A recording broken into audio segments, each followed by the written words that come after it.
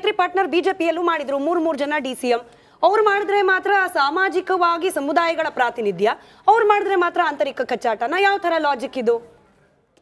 ಸ್ಮಿತಾ ಅವರೇ, ಈಗ ಕಾಂಗ್ರೆಸ್ಸಲ್ಲಿ 4 ಅಲ್ಲ 3 ಅಲ್ಲ 10 ಉಪಮುಖ್ಯಮಂತ್ರಿಗಳು ಬೇಕಾದರೂ ಮಾಡ್ಬೋದು, ಅವರ ಆಂತರಿಕ ವಿಚಾರ. BJPಯಲ್ಲಿ ಇದ್ದಂಥ ಒಂದು ಸನ್ನಿವೇಶನೇ ಬೇರೆ. ಅಲ್ಲಿ ಯಾವುದೇ ರೀತಿ ಮುಖ್ಯಮಂತ್ರಿ ಹುದ್ದೆಗೆ ಪೈಪೋಟಿ ನಡೆದು ಉಪಮುಖ್ಯಮಂತ್ರಿಗಳು ಮಾಡಿರಲಿಲ್ಲ. ಕಾಂಗ್ರೆಸ್ ಅವರ ಆಂತರಿಕ ವಿಚಾರ ಇದ್ರೂ ಒಂದು ಪಬ್ಲಿಕ್ ಡೊಮೈನಲ್ಲಿ ಇದೆ ಅಂದಾಗ ನಮಗೆ ಮಾತಾಡ್ಲಿಕ್ಕೆ ಅಧಿಕಾರ ಇದೆ. ನಾವು ಮೊದಲಿಗೆ ಅರ್ಥ ಮಾಡ್ಕೋಬೇಕು, ಉಪಮುಖ್ಯಮಂತ್ರಿಗಳು ಬೇಕು ಬೇಕು ಬೇಕು ಅಂತ ಹೇಳ್ತಿರೋರು ಯಾರು? ಸಿದ್ದರಾಮಣ್ಣನ ಬಣದವರು. ಯಾರಾದರೂ ಒಬ್ಬರು DK ಶಿವಕುಮಾರ್ ಅವರ ಬಣದವರು ಉಪಮುಖ್ಯಮಂತ್ರಿಗಳ ಸೃಷ್ಟಿಸಿ ಅಂತ ಕೇಳ್ತಿದ್ದಾರ?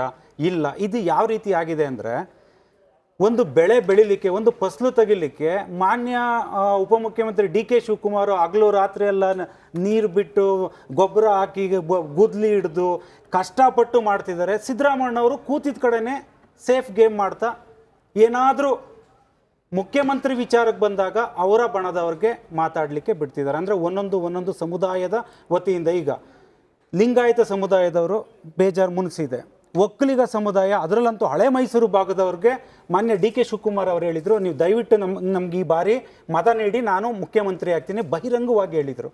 ಹಿಂದುಳಿದ ವರ್ಗದ ಹಿರಿಯ ಸಚಿವರಾದಂಥ KH ಮುನಿಯಪ್ಪ ಅವರು ಹೊರ ಹಾಕಿದರು.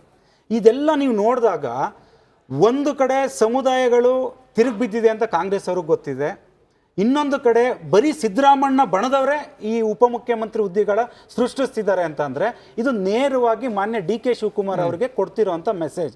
ಇನ್ ಕೇಸ್ ನೀವೇನಾದರೂ ಫ್ಯೂಚರಲ್ಲಿ ನೀವು ಮುಖ್ಯಮಂತ್ರಿ ಆಗಬೇಕಂತ ಏನಾದರೂ ನೀವು ಹೇಗೆ ಒಕ್ಕಲಿಗ ಸಮುದಾಯದ ದೊಡ್ಡ ಸಮುದಾಯ ಹಿಂದೆ ನಿಮ್ಮ ಬೆನ್ನೆಲುಬಾಗಿ ನಿಂತಿದೆ, ನೀವೇನಾದ್ರೂ ಮಾತಾಡಿದ್ರೆ ಕೆಲವು ಸಮುದಾಯಗಳು ಹಿಂದೆ ತಿರುಗಿ ಬೀಳುತ್ತೆ. ಏನ್ ಗೊತ್ತಾ, ರಾಮಕೃಷ್ಣ ಅವ್ರಿಗೆ ನಾನು ಕೇಳಿದ್ದ ಪ್ರಶ್ನೆಗೆ ನೀವು ಡೈರೆಕ್ಟ್ ಆಗಿ ಉತ್ತರ ಕೊಡೋದಿದ್ರೆ ಕೊಡಿ, ಎಸ್ಕೇಪ್ ಆಗೋದಾದ್ರೆ ಪುನಃ ನಾನು ಇಡೀ ಡಿಬೇಟ್ ಕೇಳ್ತಾ ಇದ್ದೀನಿ. ನೀವು ಕೇಳಿದೇನು? ಉಪಮುಖ್ಯಮಂತ್ರಿ ಸೃಷ್ಟಿಸಿರೋದು ಸಿದ್ದರಾಮಯ್ಯನ ಬಣದವರು, ಮಾನ್ಯ DK ಶಿವಕುಮಾರ್ ಅವರು.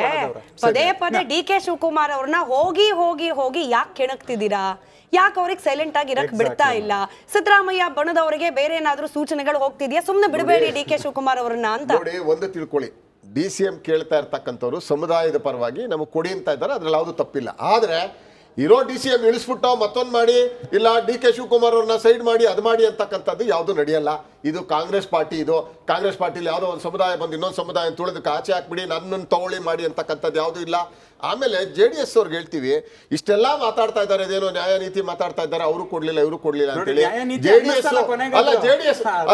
ಅಲ್ಲಿ ಇರ್ತಕ್ಕಂಥ ಒಂದು ಸಿಸ್ಟಮ್ ನಮ್ಗೆ ಏನು ಅಂತ ಗೊತ್ತಿದೆ. ನೀವು 1000 ಜನ ಬನ್ನಿ, ನೀವು ನೆಕ್ಸ್ಟ್ ಅಧಿಕಾರ ಕೇಳೋ ಅಷ್ಟೊತ್ತಿಗೆ ನಿಮ್ ಪಾರ್ಟಿಲೇ ಇರಲ್ಲ.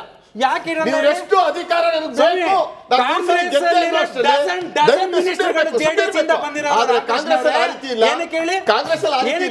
ಅಧಿಕಾರಿಕ್ಕಾಗಿ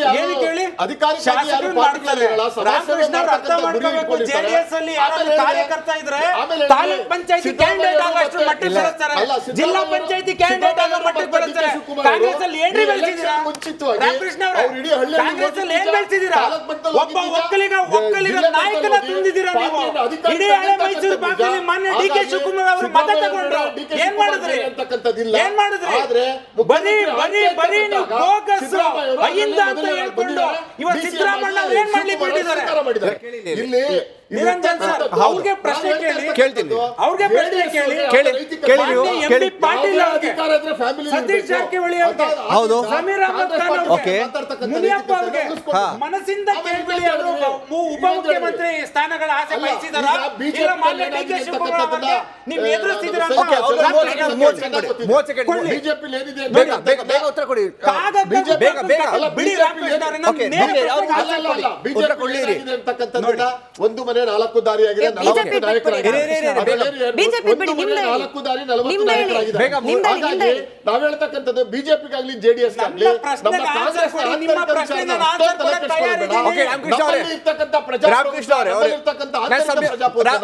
ಯಾರೇ ಆಗಿ ಪ್ರಶ್ನೆ ಮಾಡ್ತಕ್ಕಂಥ ಮಟ್ಟಕ್ಕಂತೂ ಪಾರ್ಟಿ ಇಲ್ಲ. ಅದೇನಿದ್ರು ನಿಮ್ಮ ಪಾರ್ಟಿಗಳಲ್ಲಿ ನೀವು ಪ್ರಶ್ನೆ ಮಾಡ್ಕೊಂಡ್ರೆ ಒಳ್ಳೇದು ಅಂತಕ್ಕಂಥದ್ದು ಹೇಳ್ತೀವಿ.